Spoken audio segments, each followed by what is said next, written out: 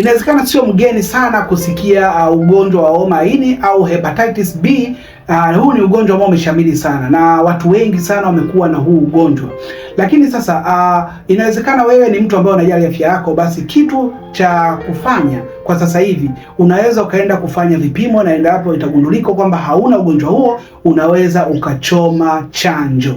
Lakini pia ni muhimu sana wewe kuhakikisha kinga yako mara kwa mara una activate kinga yako kwa kula vizuri, kulala, lakini pia kuondoa stress na kupata virutubisho ambavyo vitapandisha kinga zako za mwili. Kinga yako ya mwili inapokuwa iko juu, basi wewe utajiepusha na ugonjwa huu wa homa ya ini, ambao ugonjwa huu umekuwa unapoteza maisha ya watu wengi siku hizi. Lakini pia ugonjwa huu unaambukiza sana kuliko hata ukimwi. Kwa hiyo sasa watu wengi zamani walikuwa nadhani kwamba ukimwi ndio ugonjwa wa kuogopa, lakini kwa sasa hivi homa ya ini ni ugonjwa ambao unaambukiza haraka sana, lakini pia mtu unamtesa sana ugonjwa huu. Sasa basi, kama ni mmoja wa watu ambao wanajali afya yao, chukua namba yangu bao nipigie niweze kusaidia jinsi gani ya kupandisha kinga, lakini pia jinsi gani ya kulinda ini lako dhidi ya magonjwa mbalimbali kama haya magonjwa ya homa ya ini. Lakini pia cha muhimu zaidi, fanya upate chanjo. Chanjo ni muhimu sana kwa sababu itakulinda mno. Sasa kama wewe ni mmoja watu ambao wanajali afya zao,